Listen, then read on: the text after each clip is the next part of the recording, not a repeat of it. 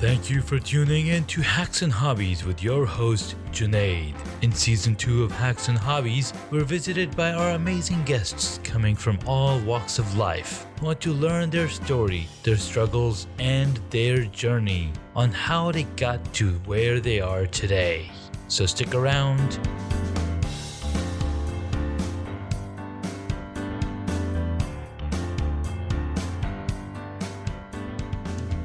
In this episode, I get to speak with Jesse Ewell. He's a creator of Habit-Based Lifestyle. He's the best author of Man in the Mirror, a podcast host for Habit-Based Lifestyle, and multimillion-dollar fitness business owner. So he's got some of the technology that your mind can use, and building habits is a surefire way to get the success that you're looking for.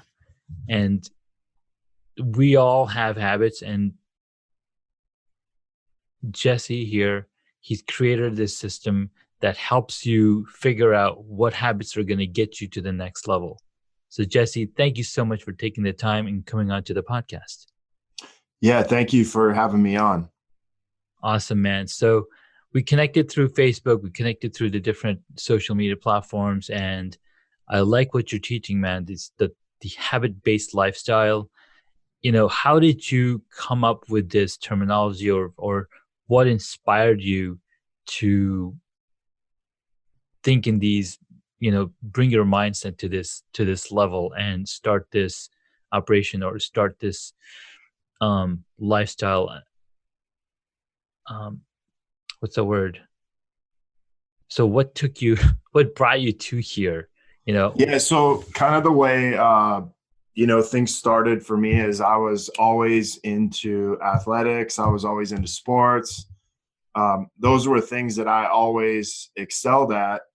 And I had this strong foundation in working out, fitness. I got my first gym membership at 12 years old. I started amateur boxing at 9 years old. Wow. So I was always very into fitness, and around 16, 17 years old, I seen myself as, hey, I remember sitting in class being like, hey, I'm going to own my own gym one day. Back then there wasn't really personal training. So it was kind of like, well, I'm going to own my own gym because that's what I thought, the best thing would be. So I went through college, played some college football in Southern California, or actually junior college football in Central California. And as I stopped playing football, I got into bodybuilding around 17 years old and really started to take that on. And I did that up until almost 23, 24. But as I was doing that, I started training people just kind of on the side. And at the time, I couldn't get a job at any of the local gyms because everybody kind of knew who I was. And back then I was into just some illegal things like selling drugs, selling steroids, stuff like that. So no one really wanted to hire me. No, okay. And so I made a move to, at the time I was living in Spokane, Washington. I moved to Seattle, Washington. And since no one knew me over there, it was a lot easier to get a job at a gym. So I started working at a powerhouse gym. Man, this is around like 2000, 2001. Wow. And at that time, it was like I was living about an hour and a half drive from the gym. It was costing me more to get to the gym than it actually was what I was making at the gym. Yeah. So I did that for about 9-10 months. It got to the point where, it was like I wasn't making any money. It was costing me more to drive. So I ended up getting a different job. And as I got this other job at a gym, I remember going in, and one of the first things that they said was like, hey, we don't know if, you could actually do this. So I remember the guy telling me basically, hey, if you have to go introduce yourself to like 5 people, and you have to know their name and what their goal is. by the time you're done. And I'm like sitting there like, man, do I like punch this guy or do I actually go do this? And so I ended up going and introducing myself to some members. I end up getting the job, and I end up basically being this guy's boss like a year later. And within like 2 years, I was managing the entire gym.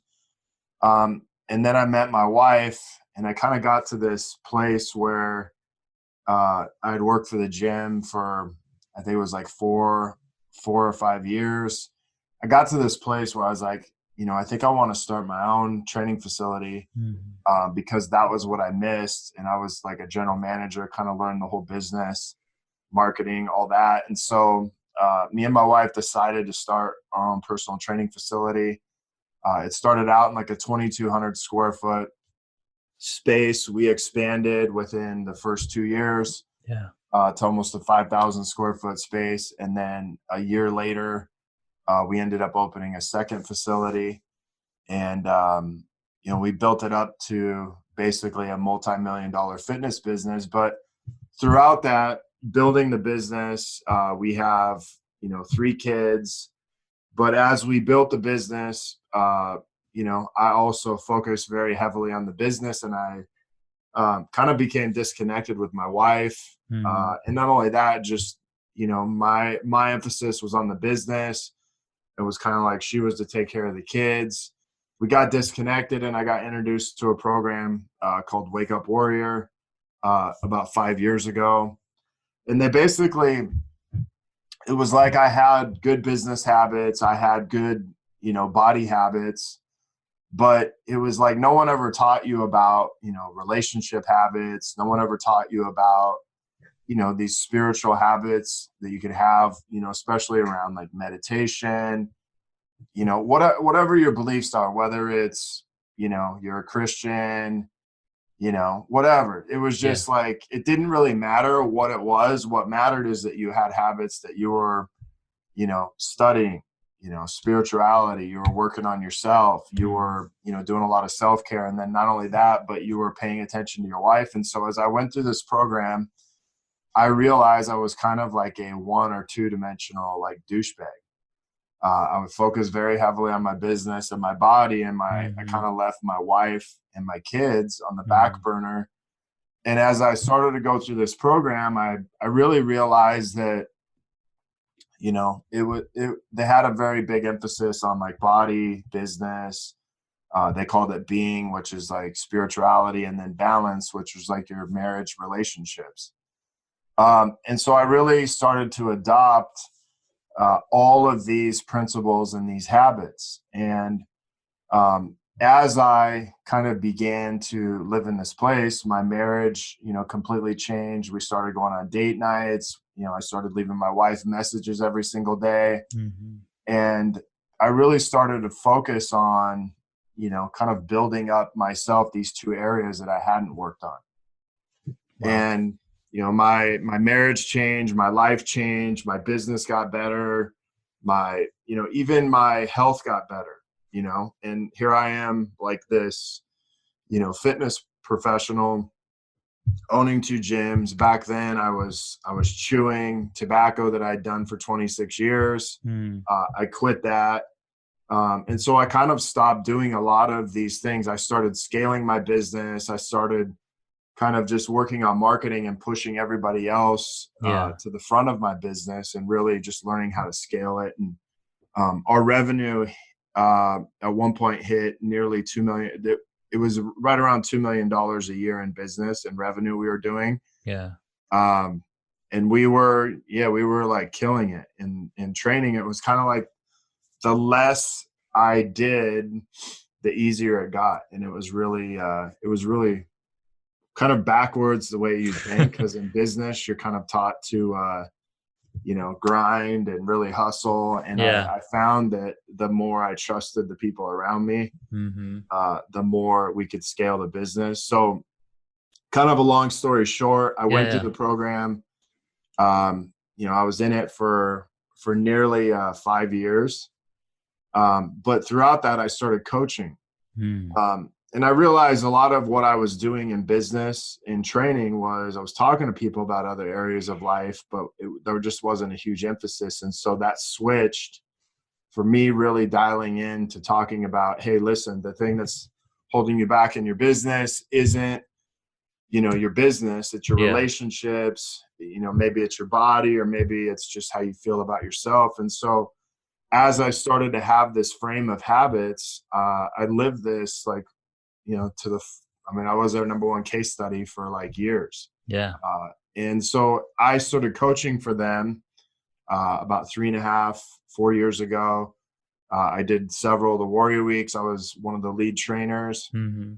And then I was the head coach for them they had a certified trainer program where we would certify people to teach the Warriors way and kind of the whole process of it. And Mm-hmm. as I started to do this and live this, I started kind of taking it to a deeper level.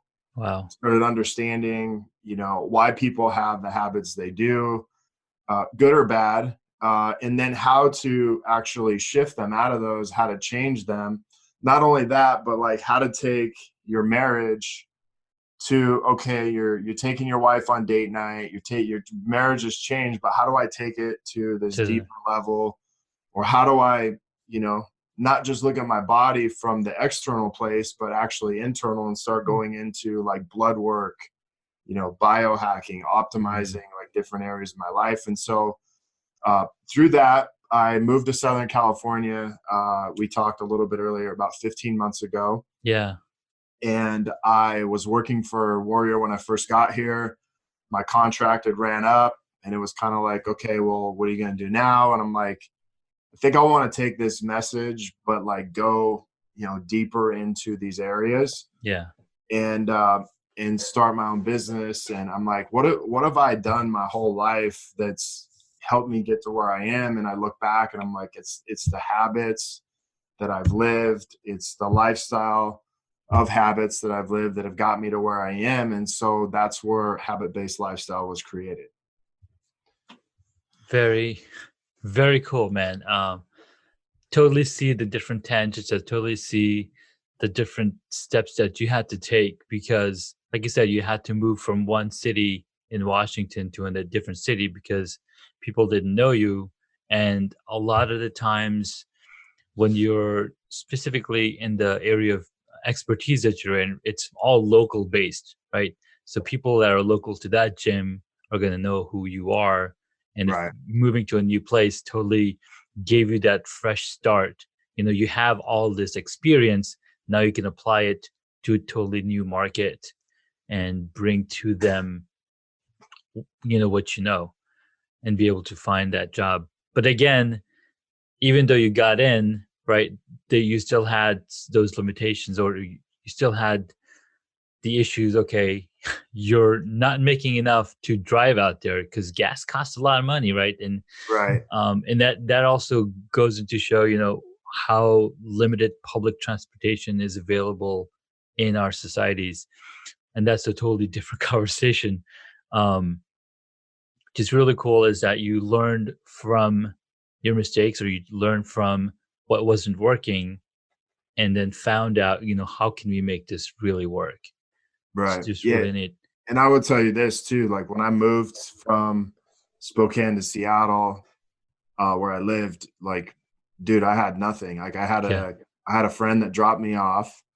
I didn't have my own car. I Yeah. borrowed a car from a friend. I lived with a friend rent free for like a year, just to try to figure stuff out. Yeah. So yeah.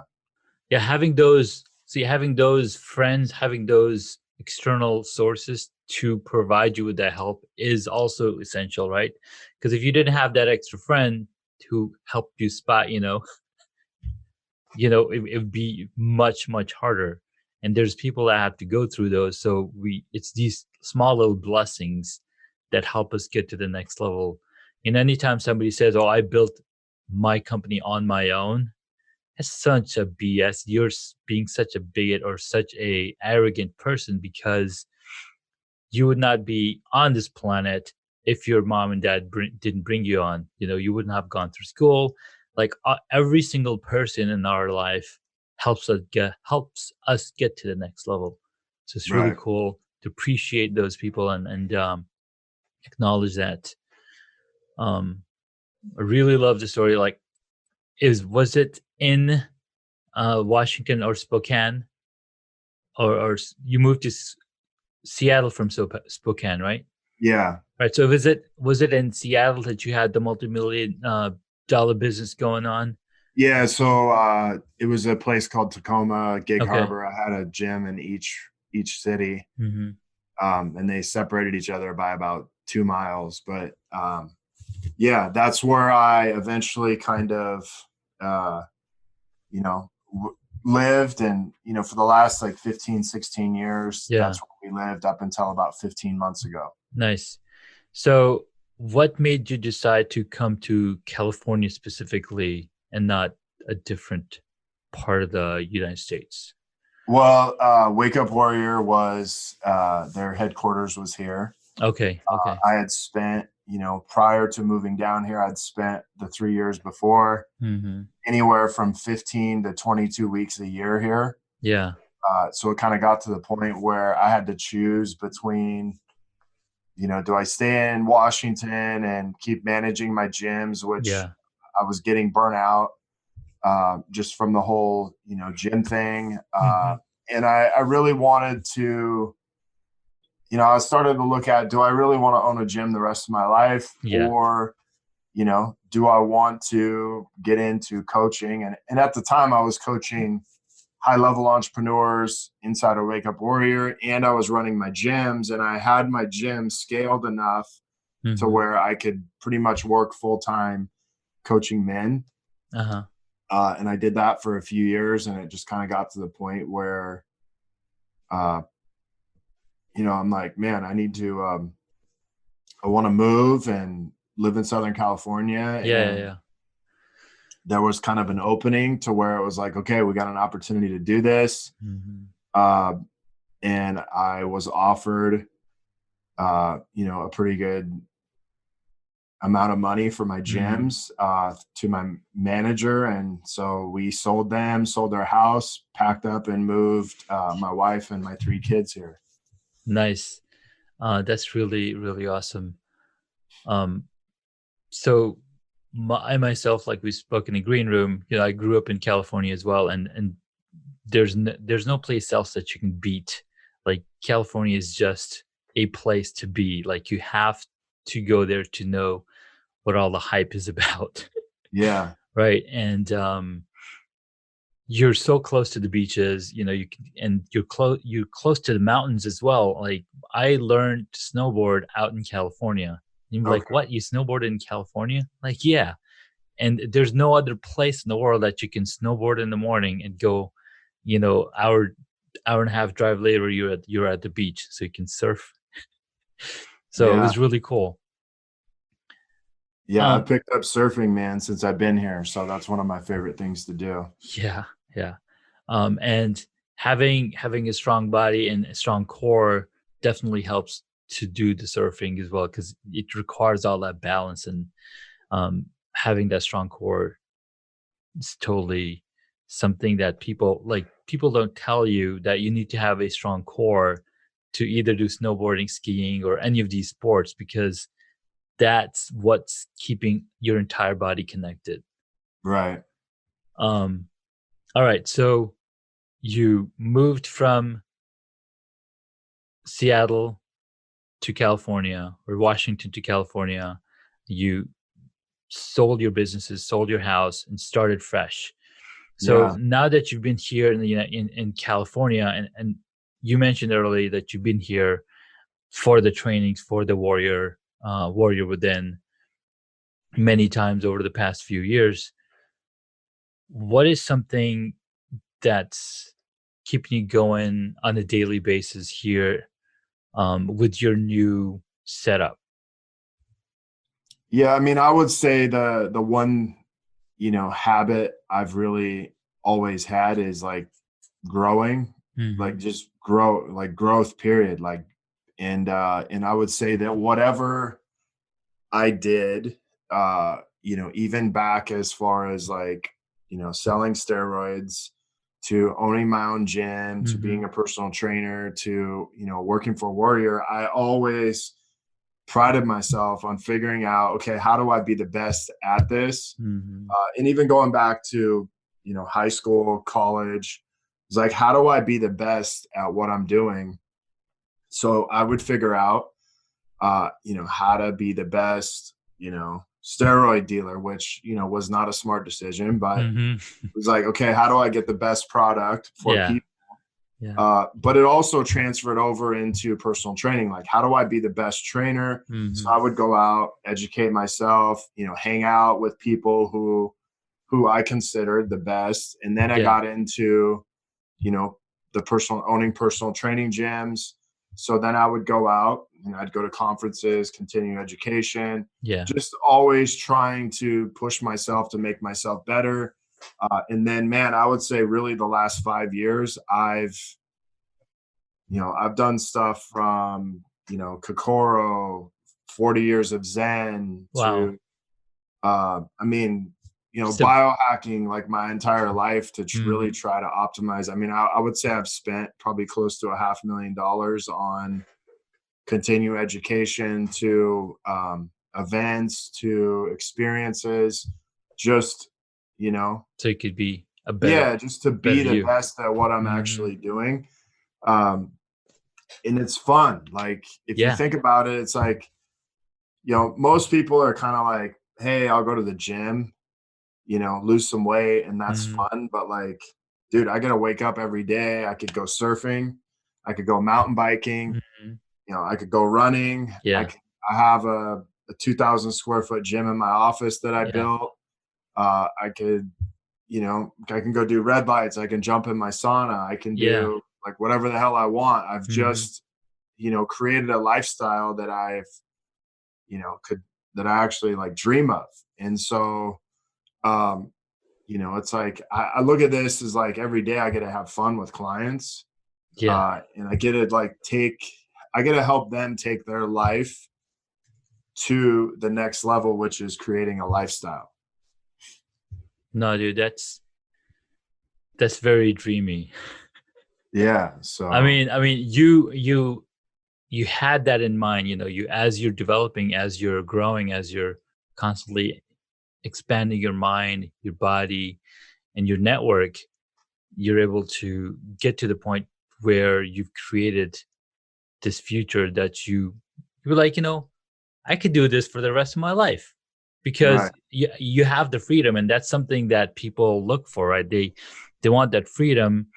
It's not that you don't enjoy working 9 to 5, right? It's not that at all. But doing what you absolutely love to do and helping people achieve their goals, right? And that's what coaching is essentially. Yeah. What's amazing? Let's back up a little bit. So let Sure. me kind of give some people some stuff on this is, Yeah. you know, when you first start a business, no one tells you, you know, hey, how many hours you got to work. You know, the reality of it is it's going to feel like a 24/7 job. So the Hmm. difference is you may work 9 to 5 for someone else and you're just trading in time for money. Yeah. And so the only way to make more money is to spend Trade more more time at time. work. Hmm. But you're kind of limited because may only allow you to work a certain amount of hours. Even if they don't, it's like if you work 18 hours, you only have 6 left over. And so you're Yeah. kind of a slave to Yeah. time for money. Now, some people, you know, they may make decent money working for someone else, but the reality of it is I could never work for anybody. You know, I did for a certain amount of time, but I Yeah. always had to work in more of a commission based job or performance based job. So when I coach with people, you know, what we start working on is like, listen, what type of life do you currently have? And what I find is most people, because I work with predominantly entrepreneurs, Hmm. they're slaves to their business. Yeah. They're working 16, 18 hours a day, but they're actually like really only working about 2 to 3 hours a day. Hmm. And so what we do is say, okay, listen, what kind of lifestyle do you actually want to live? And they're like, well, what do you mean? And I'm like, well, dude, you can create the life that you want, uh, but it's called a lifestyle, and you're going to have to live this for 90 days before it actually comes into a lifestyle once it's a lifestyle, then you can continue to live this. And so we really sit down and map out exactly what someone wants their life to look like, what they want their business to look like. And so what I really do with people is say, okay, listen, how many hours a day do you want to work? How much time you want to spend with your family? You know, what do you want your body to look like? How do you want to feel about yourself? And how much money do you want to make? And then once we figure that out, we start working backwards. And what are the habits that are going to support this lifestyle? And so if I know that working out is going to get me to this place that I want to go, am I going to take the day off? No. You know, if taking my wife on a date, or, you know, setting up a play date, or communicating with my wife in a certain way is going to get my relationship to where I want it to be, will I avoid that? No. Same in business. So most people in business know what they don't want. They don't actually know what they do want. And so what they end up getting is more of what they don't want. Because that's what their focus has been. Like, I don't want that. Well, you're going to get that because that's what's in your mind. Sure. So if we take that into marriage, why do most marriages not work? Because people are more focused on what they're not getting instead of what they are getting. Okay. So there's this idea of spending. Okay. Spending time, spending thought, spending energy, spending money. Okay. Or investing. We invest time, money, energy, and thought. So we can either spend or we can invest. Most people are spending all of their time, all of their thought, all of their energy on what they don't have, instead of investing into creating what they actually want. Wow. That's a really awesome way to look at it. And I'm thinking about what I've been doing and what I've been spending my time in.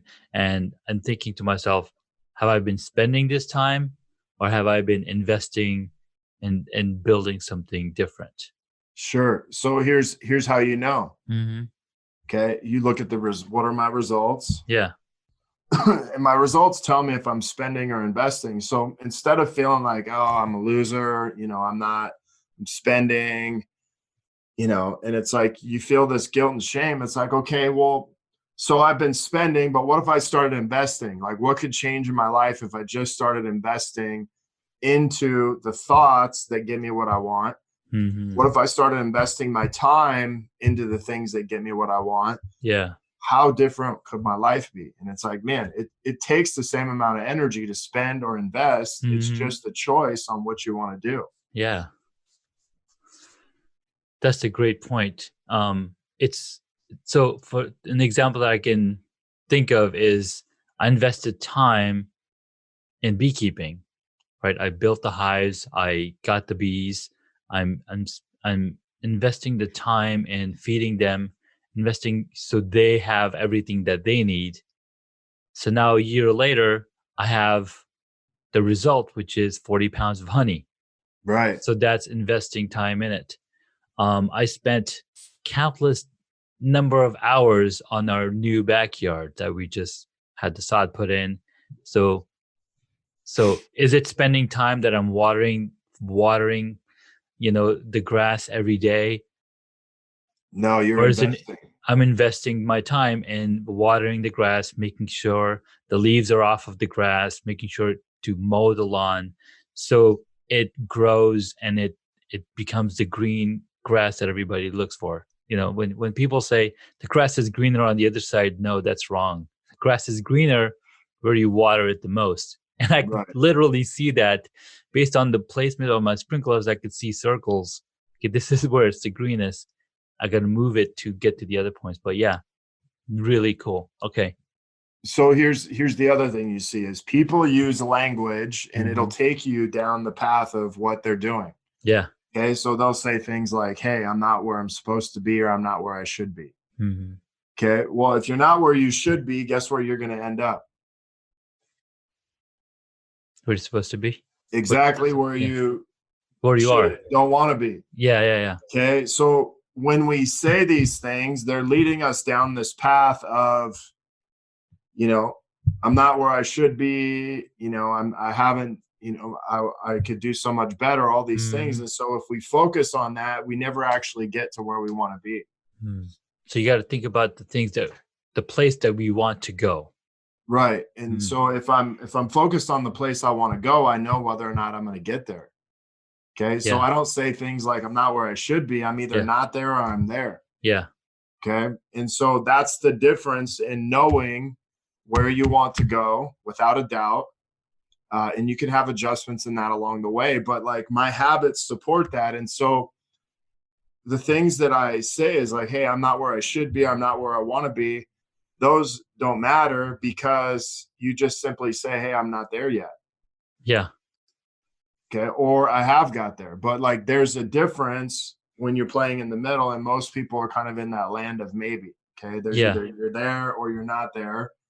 But where I should be or shouldn't be is in the middle. And guess where that keeps you? In the middle. Yeah. Just always keep you in the So, middle. Hmm. so really my job is to work with people through like the language they speak. So that language produces a habit. It produces a habit of being stuck in the habit loop. Yeah. Okay. And the habit loop means that if we're stuck in it, we can't ever get outside of it.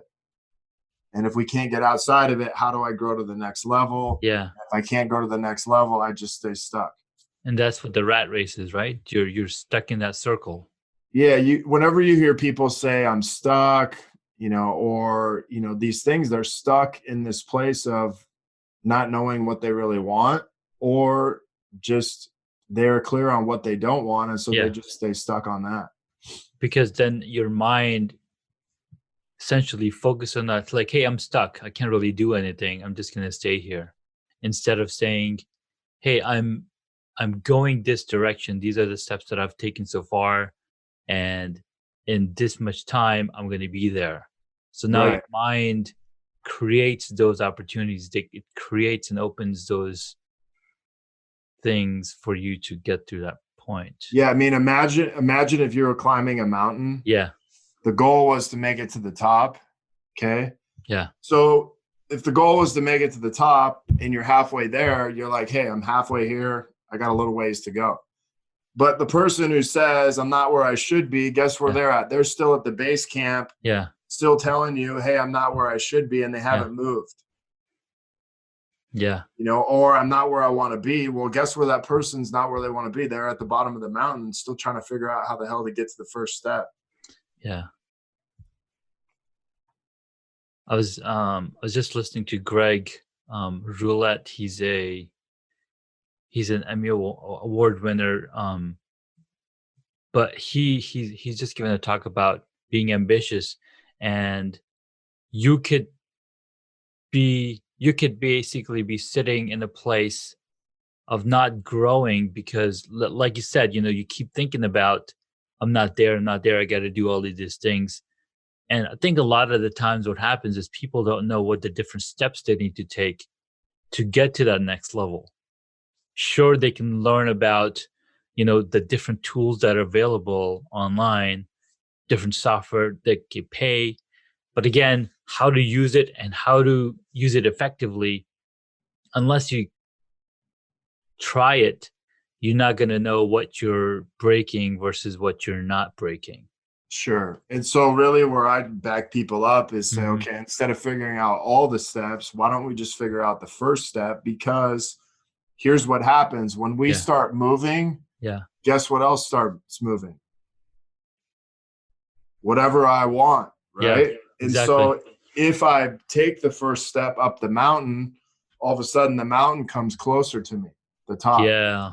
But if I stay here and I keep, reading a book, I go to another seminar, I do Yeah. all these things, it doesn't mean I'm taking a step. It means I'm acquiring more knowledge, more things, but at the same time, I still have to figure out, well, what is the first step that I got to Yeah. take?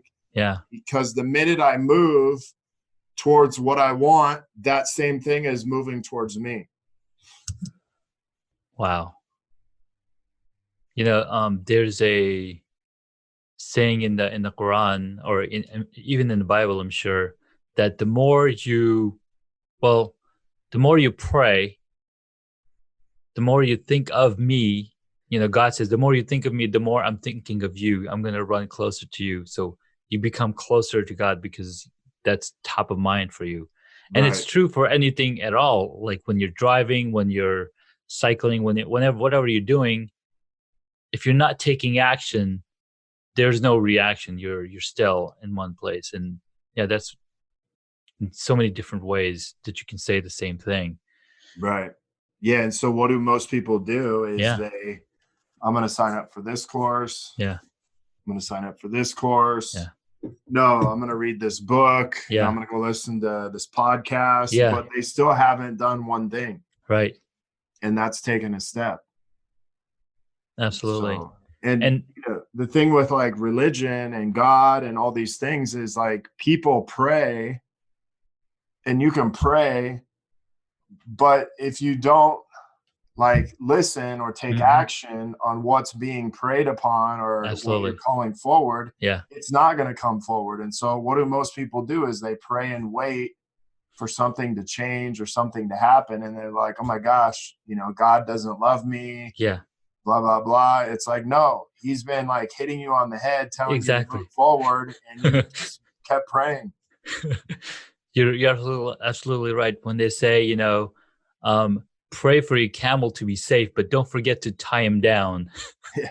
Like if you don't want your horse to be stolen, you can pray all you want, but if you haven't tied him down to a post, well, guess what? He's gonna be stolen. He's gonna run away or whatever. Right. So taking action and doing the homework, right?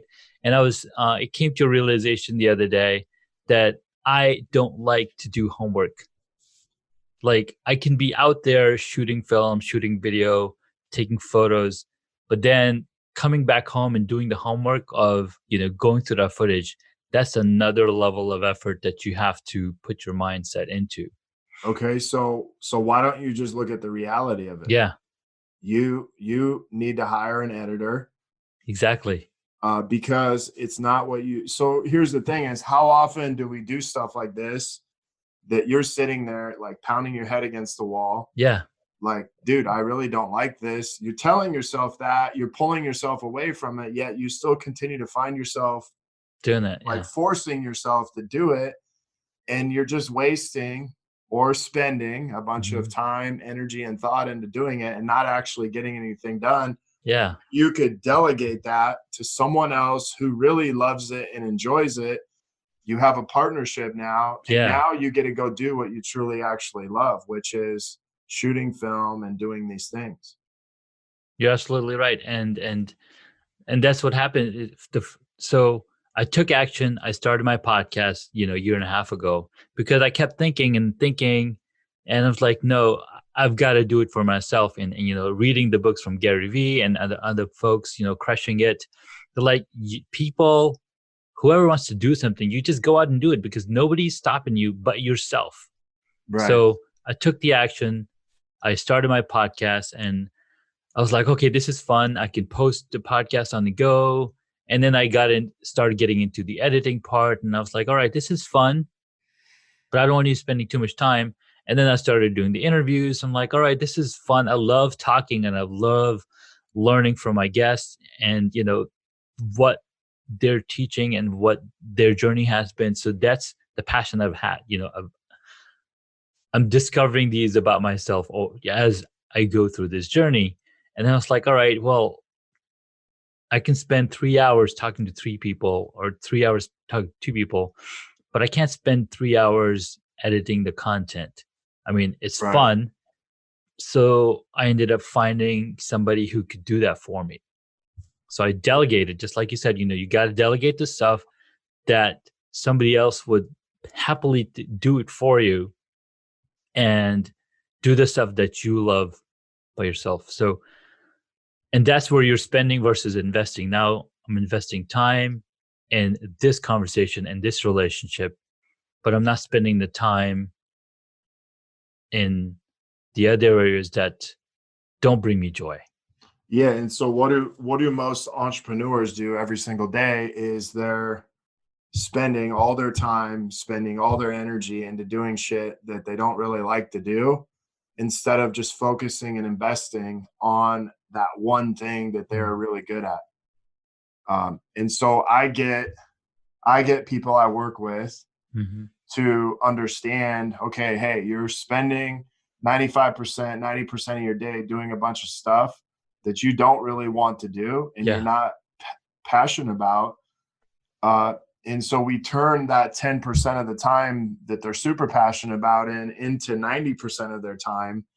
And they start finding, hey man, I'm so much more passionate. I want to be at work every day. My business is growing.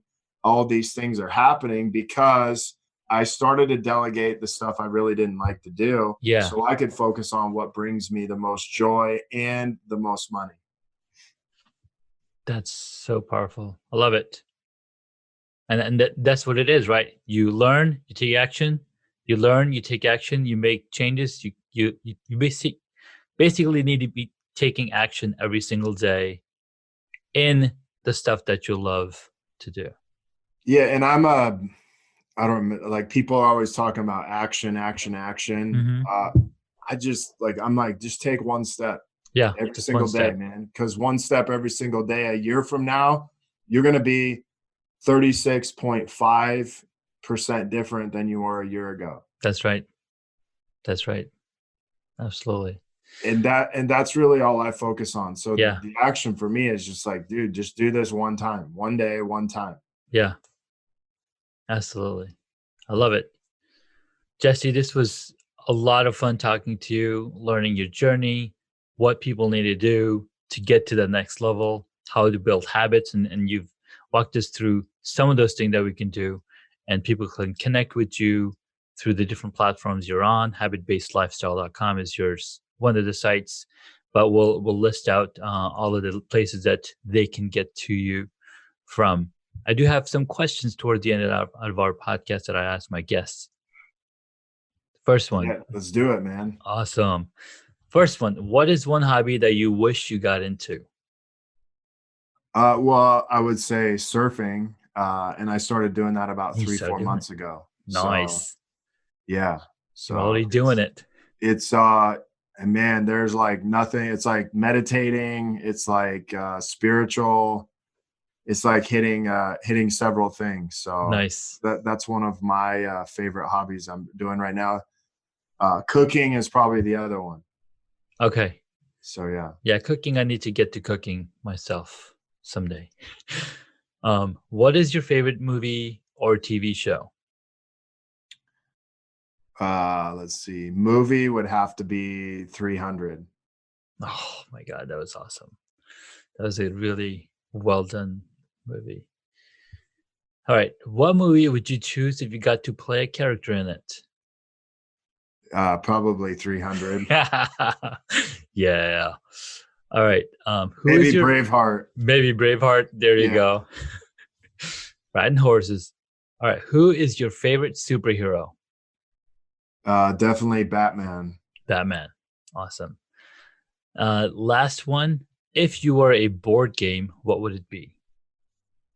Monopoly. Monopoly. Fantastic. Jesse, that was awesome. Where can my audience find you so they can connect with you and learn more about you? And I'm definitely be sharing all of your links in below, but where's the first place that they could get to? Yeah, so I have a website, Jesse, JesseEwell.com. You mentioned habitbasedlifestyle.com. You can also find me on Instagram, Jesse, JESSE.EWELL. You can find me on Facebook. You could email me if you have questions, Jesse@habitbasedlifestyle.com. Perfect. Or you could send the pigeon, one of the two. All right. Thank you so much, Jesse. We'll talk to you soon. Have a great day. Okay, man. Thank you. Thank you. Bye. Thank you for listening to Hacks and Hobbies. You can find additional information on the guest today on the website hacksandhobbies.com. Please feel free to subscribe to the podcast so you don't miss out on upcoming interviews with amazing guests.